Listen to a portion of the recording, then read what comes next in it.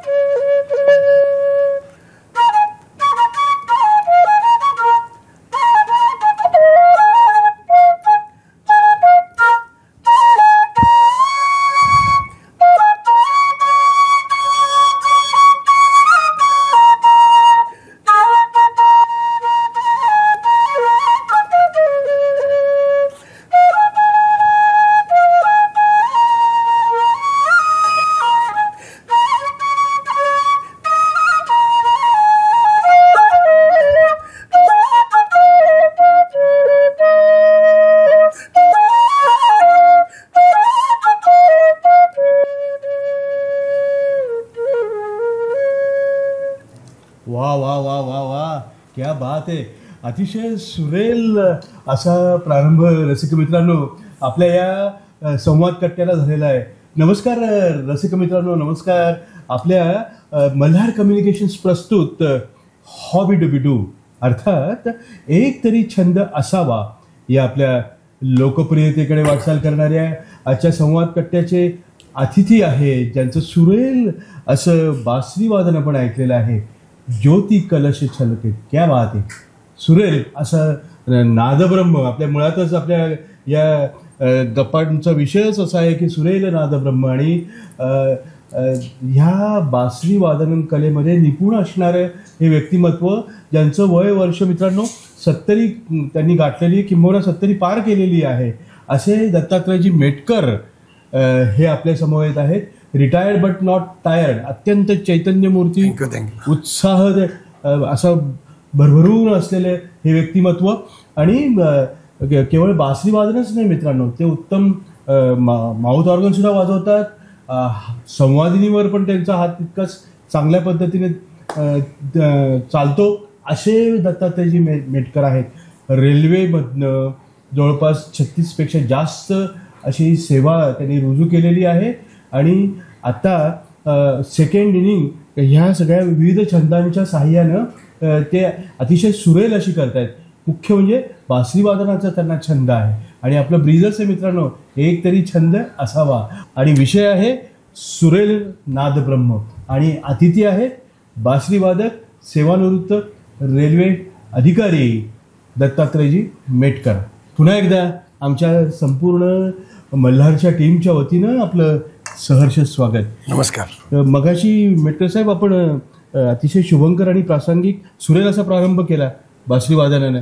क्या बात आहे. कुठलं होतं ते, कुठल्या चित्रपटातलं होतं ते? भाभी की चोडी आहे चित्रपटातलं गाजलेलं भूप रागावरचं गाणं. भूप रागावरचं. बरं बरं बरं बरं बरं. मग मला सांगा की लौकिकदृष्ट्या असं काही 4 भिंतीतलं शिक्षण तुम्ही खूप काही घेतलेलं नाही, पण असं असताना सुद्धा ह्या विविध कलांचे तुम्ही सांगातिक झाला, कला आत्मसात केल्या आणि त्याच्यानं सुसह्य असं जीवन असं सगळं व्यतीत तुम्ही करतायत. आणि हेवा वाटावा असं तुमचं हे कलासक्त असं तुमचं जीवन आहे. काय सांगाल जर आपण आठवणींचा अल्बम ओपन केला आणि भूतकाळात आपण डोकावलं तर बालपण तुमचं, त्यानंतर ही अशी सुरेल वाटचाल, वसा वारसा, वडिलांचं तुमचं ते आध्यात्मिक सगळ्या गोष्टी, प्लीज. आमचं बालपण म्हणजे वडील आमचे थोडे आध्यात्मिक प्रवृत्तीचे आणि कडक शिस्तीचे होते. बरं. आमचं प्रायमरी शिक्षण जे झालं ते जिल्हा परिषदेच्या शाळांमध्ये 7वी पर्यंतचं. वा. त्यानंतर मग 8वी ते 11वी लहाना शाळेमध्ये प्रवेश घेतला. तर आमच्या बालपणी आमच्या बाबांना मांडीवर कुठलं पण बाळ आलं की ते असं नलदमयती आख्यानातल्या ओव्या किंवा ते मोरोपंतांच्या आर्या हे सगळे परंपरागत जे असायचे ते म्हणत असत आणि ते सतत कानावर पडून करणं संस्कार म्हणून आमचे ते कंठस्थ होऊन गेलेले होते. तेव्हापासून असं गायची इच्छा, त्यामुळे अशी गाण्याची आवड लागलेली. तर ते सुरुवातीला गाण्याची आवड, भजनांची आवड अशी होती. जवळच्या मंदिरांमध्ये पण आम्ही भजनं वगैरे म्हणायला जायचो त्या काळात लहानपणी. वा वा वा. बरं बघ, आपला मुरलीधर भगवान श्रीकृष्ण आणि बासरी, म्हणजे मित्रांनो ही जी बासरी दिसते की नाही, ही केवळ ही पोकळ बांबू नाही आहे, हे जवळजवळ किती सप्तसुरच म्हटलं पाहिजे नाही का? सुरसप्त. हां हां. तर किती सुरेल आणि छान नादब्रह्म असं निर्माण करणारे ही बासरी आहे. आणि ती वाजवणं आणि त्या श्वासावर नियंत्रण ठेवणं, योग्य त्या ठिकाणी हवेचा दाब वाढवणं आणि बोटांच्या साहाय्याने छानपैकी ती सुरेल वादन करणं इतकं सोपं नाही आहे मित्रांनो. तर काय सांगाल, हे सगळं कृष्णापासून अनंत काळापासून हे सगळं चालू आहे. बासरी वादन फार जुन्या काळापासून. होय होय. पण तुम्हाला हा छंद केव्हा लागला नेमका, कोणत्या आयुष्याच्या टप्प्यावर? ती 7वी पासूनच मला त्याची आवड निर्माण झाली. बरं बरं. सुरुवातीला जळगावच्या जत्रेतनं बासरी एक आणली छोटीवाली आणि ती असं वाजवायला सुरुवात केली. ती म्हणजे त्या काळात माहिती काही नव्हती, घरच्यांना पिरपिर वाटायची, पण ती आवड मला होती. काय श्रीकृष्णाची बासरी आणि श्रीकृष्ण स्वतः माझा आराध्य एक प्रकारे. वा वा. तर ते इन्स्पिरेशन होतं. मग ते हळूहळू 8वीत जेव्हा प्रवेश घेतला, 8वीमध्ये बँडचा ग्रुप होता, वाद्यवृंदाचा ग्रुप लहाना शाळेमध्ये. त्याचे शिक्षक जे होते, प्रमुख जे होते, ते सोनवणे सर होते. मग तिथे आम्हाला थोडंसं शिक्षण मिळालं. ते मार्चेस वगैरे जे असतात ते वाजवायचं शिक्षण मिळालं बँड पथकामध्ये. हां, बँड पथकामध्ये. छान. आणि तेव्हा मग राष्ट्रगीत वगैरे वाजवायला शिकलो. सुरुवात आमची तिथून झालेली आणि मग स्वतःची आपली प्रॅक्टिस सुरू होती ती. काय तर 11वीपर्यंत बऱ्यापैकी वाजवता यायला लागली ती बासरी मला. वा वा वा. मेटकरजी, आपला हा सगळा सुरेल असा बासरी वादनाचा प्रवास फार इंटरेस्टिंग आहे. आपण ह्या टप्प्यावर परत एकदा तुमच्या आवडीचं एक बासरीची धून छानपैकी अवश्य प्लीज.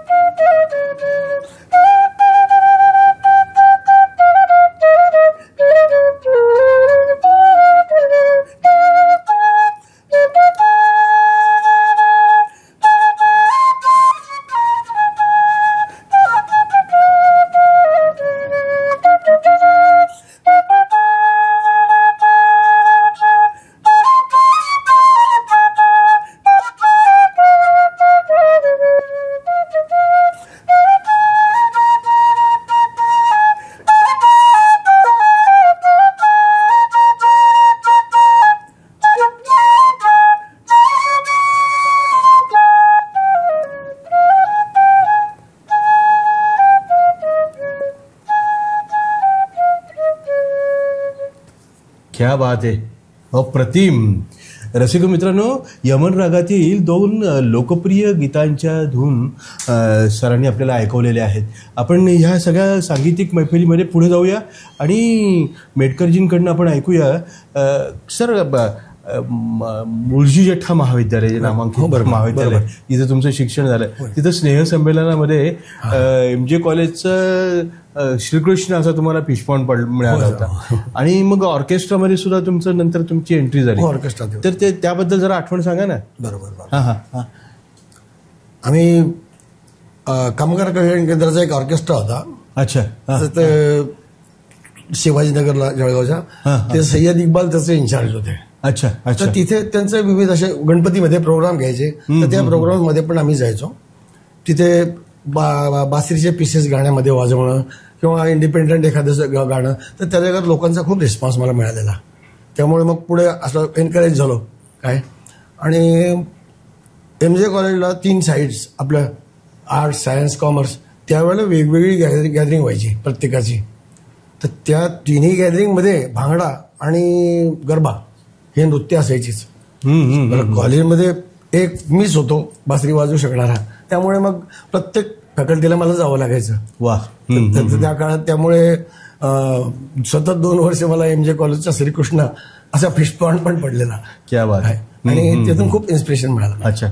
पण असं लौकिक अर्थानं आपण कुठलंही शास्त्रीय शिक्षण घेतलेलं नाहीये. नाही ते पण मग हे म्हणजे ऐकून आणि वाजवून प्रॅक्टिस करून. हो, सगळं दैवी, बिलकुल वरून मिळालं. दैवी क्या बात आहे. बासरी अशी शिकवायची म्हटली तर सप्तक बदलवणं हे फार मुश्किल गोष्ट असते. किंवा ते सांगता येत नाही तोंडाने. बरं. ते जास्त त्याला उमगावं लागतं. क्या बात आहे. आपण अगदी राईट असं शब्दप्रयोग वापरलेला आहे. दैवीच सगळे ते त्यानेच पाठवलं. बस सगळं सुरेल असा नादब्रह्म आहे. हा छान असा प्रवास आहे. बरं मग ह्या सगळ्या वाटचालीमध्ये आपली फॅमिली जी असते तिचा सपोर्ट, कारण फॅमिली बॅकबोन असते. होय, बिलकुल. मग त्या आपल्या फॅमिली सपोर्टच्या बाबतीत काय सांगाल? नाही, मला तर पूर्ण फॅमिली सपोर्ट होताच. काय लग्नाच्या आधी घरच्या लोकांचा होताच, पण लग्नानंतर सहधर्मचारिणी जे तिचा पण यात मोठा हिस्सा आहे. काय म्हणजे मुलं सुद्धा कलाकारच आहेत नाही का? मुलं आर्टिस्ट आहेत, मुलं स्टेज आर्टिस्ट आहेत. अच्छा. आणि मुलगी कथ्थक नृत्य. वा वा. तिचे परफॉर्मन्स भरपूर झाले.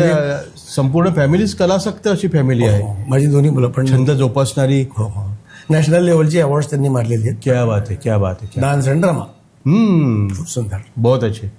बरं मग रेल्वेमध्ये एंट्री कशी झाली? रेल्वेमध्ये एंट्री ती एक मोठी कथा आहे. तसं मी 1974 मध्ये मी फॉर्म भरला त्याचा. 75 मध्ये त्याचे रिटर्न टेस्टची कॉल आला. अच्छा. ती झाल्यानंतर त्याची 76 मध्ये ओरल झाली. अच्छा. 1977 मध्ये मी पास झाल्याचं मला कळवण्यात आलं. पण 2 वर्ष वेटिंग लिस्ट होती. तेव्हा माझं गार्ड म्हणून सिलेक्शन झालं होतं. बरं. रेल्वेमध्ये. पण त्यांनी सांगितलं की आमच्याकडे तर गार्डच्या वेकन्सी नाहीये, तर तुम्हाला वेटिंग लिस्टवर राहावं लागेल. तर आय केप्ट इट. मला गार्डच बनायचं होतं रेल्वेत. पण मग 79 मध्ये रेल्वेचं पत्र आलं 5व्या वर्षी की बाबा 7 दिवसाच्या आत कळवा. तुम्हाला जर ऑफिस क्लर्कचं काम चालत असेल तर हो म्हणा, आमच्याकडे गार्डची वेकन्सी नाहीये. बरं. तर नाईलाजाने आमच्या वडिलांच्या प्रेशरमुळे मी ते ऍक्सेप्ट केला. काय. अच्छा. आणि विचारलं ऑफिस क्लर्क आणि मी दिलं कमर्शियल क्लर्क. म्हणजे 4, 12, 12, 8, 8, 4 घड्याळाच्या होती ड्युटी सगळ्या. Round o'clock duty, shift duty up to end. शेवटच्या दिवशी पण मी शिफ्ट ड्युटी केलेली. बरं. अच्छा. बरं मग म्हणजे हे कलेचे प्रकार तुम्ही सगळे हाताळतायत, वादनाचे सगळे हे छंद जोपासतायत. बासरी वादनासोबतच हार्मोनियम तुमच्याकडे आहे आणि माउथ ऑर्गन पण अधूनमधून तुम्ही आता सुरुवात केली. तर त्याची एक झलक होऊन जाऊ द्या. म्हणजे आपल्या या तुमच्या या वयाचा अंदाज लक्षात घेऊन जे काही आमचे हौशी कलावंत समोर बघता येते आपला गप्पांचा हा कार्यक्रम, तर ते इन्स्पायर होतील की ह्या वयात सुद्धा या सगळ्या गोष्टी करता येतात. फक्त आवड असेल तर सवड पण निघते. बरोबर, खरी गोष्ट आहे. थोडीशी झलक.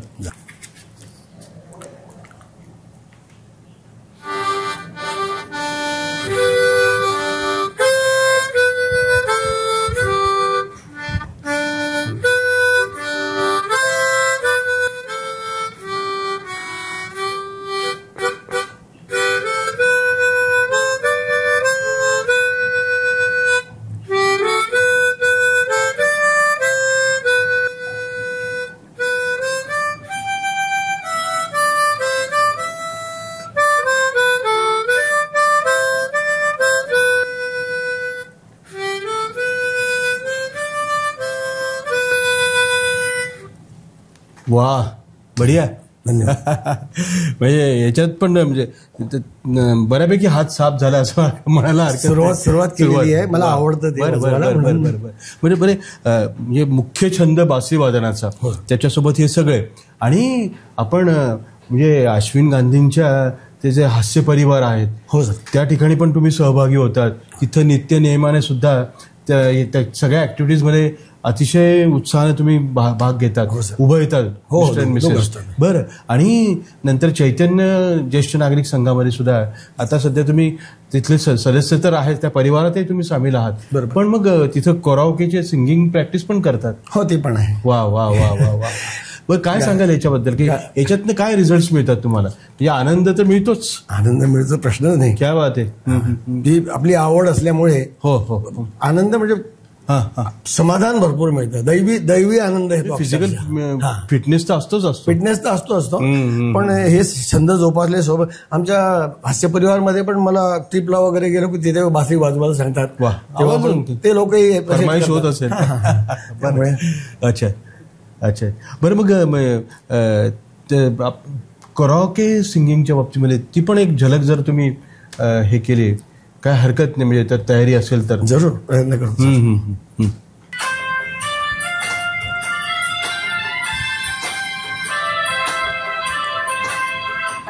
जिंदगी कैसी पहेली हाय, कभी तो हंसाए कभी रुलाए. जिंदगी कैसी पहेली हाय, कभी हंसाए कभी रुलाए.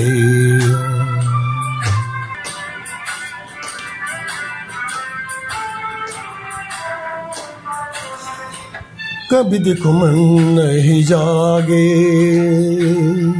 पीछे पीछे सपनों के भागे.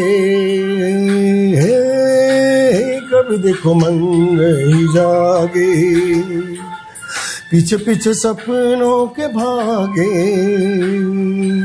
एक दिन सपनों का राही चला जाए सपनों से आगे कहा. जिंदगी कैसी है पहेली हाय, कभी तो हंसाए कभी रुलाए. वा वा वा वा वा वा. धन्यवाद.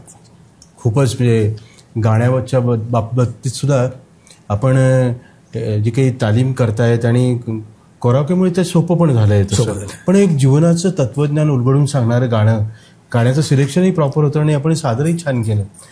तर मित्रांनो, एक चतुरस्त्र गायक वादक असा कलावंत, एक चिरतरुण असं व्यक्तिमत्व की जे केवळ छंदामुळे ते फिजिकली पण फिट आहे आणि त्यांच्याकडे बघितल्यानंतर असं वाटतं की नाही, सुरेल अशा नादब्रह्माचे हे सगळे सांगाती आहेत आणि त्यामुळे बासरी वादन करणं सोपं नाही आहे. बरं, हे दिनचर्या आणि त्यात किती वेळ तुम्ही तालीम करता त्याची, बासरीची, या सगळ्याच वादनाची? जेव्हा केव्हा वेळ मिळाला तेव्हा. बरं असं ठरवून वगैरे काही नाही. ओके. आपलं लाईट म्युझिक असल्यामुळे जेव्हा मूड झालं तेव्हा बासरी आपल्या हातात असतात. बहुत अच्छे. बरं, आपण आता खरं तर वेळेची मर्यादा आहे आणि ह्या रंगलेल्या गप्पा थांबू नये असं वाटतंय आपल्याला. पण ह्या गप्पांची, सुरेल अशा गप्पांची सांगता करत असताना मला एक सांगा की अजून या टप्प्यावर अजून काही आपली प्रत्येकाची एक विश लिस्ट असते, बकेट लिस्ट असते की आपले हे मानस आहे, हे संकल्प आहे, हे स्वप्न आहे, आपल्याला हे करायचं आहे. तर असं काही आहे अजून काही की तृप्त आहात? नाही, मी तृप्त आहे, पण मला बासरीचं शास्त्रोक्त शिक्षण घ्यायचं आहे. आणि आता त्याच्याकरता मी प्रयत्नरत आहे. अच्छा. आणि हरिप्रसाद चौरसियांकडे जी शिकते ती राजेश्वरी रत्नपारखी, दिग्गज कलावंत, तिच्याकडे मला आता क्लाससाठी जायचं आहे. 70+ असताना शिकायला वय नसतं. क्या बात आहे. हे स्पिरिट फार महत्वाचं आहे. म्हणजे विद्यार्थी तुमच्यामध्ये आहे, विद्यार्थी ती स्पिरिट जे आहे ते तुम्ही जपलेलं आहे. वा वा. आणि ती आस आहे शिकण्याची, अजूनही शिकायचं आहे. क्या बात आहे.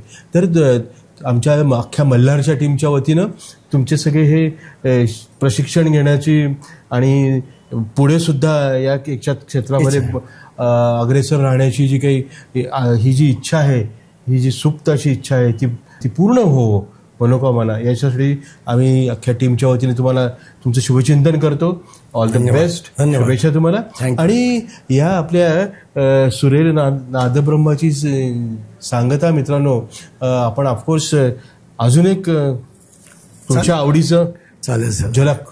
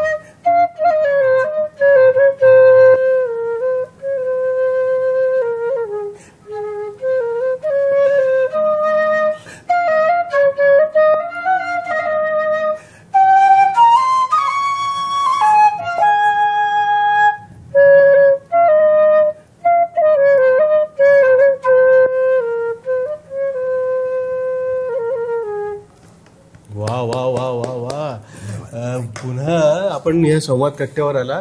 बासरी वादक, वय वर्ष जवळपास 70+, 70 त्यांनी पार केलेली आहे. आणि अशा ह्या चिरतरुण कलासक्त अशा व्यक्तिमत्वाच्या सुरेल अशा बासरी वादनानं सांगता आपली झालेली आहे. मेटकर साहेब, आपण आलात आणि छान आपला पट जो आहे, तो आलेख जो आहे तो उलगडून दाखवलेला आहे. आणि आमच्या रसिक मित्रांना एक प्रेरणा दिलेली आहे आपण, की या वयात सुद्धा आपण उत्तम असं काम करू शकतो, कलेची साधना करू शकतो. तर साधकही तुमच्यात दडलेला आहे. पुन्हा शुभेच्छा आणि धन्यवाद. धन्यवाद. Thank you very much. मल्हार कम्युनिकेशनचा हबीडुबी डू हा जो उपक्रम आहे, हा अतिशय स्तुत्य उपक्रम आहे. आमच्यासारख्या उदयोन्मुख शिकाऊ कलाकाराला या स्टेजवर प्रोत्साहन मिळतं. त्यांच्या या सर्व मेहनतीमुळे आम्हाला इन्स्पिरेशन मिळतं. आणि तुम्हाला विनंती आहे, हा एपिसोड पहा आणि सबस्क्राईब करा, कॉमेंट करा आणि लाईक करा. धन्यवाद.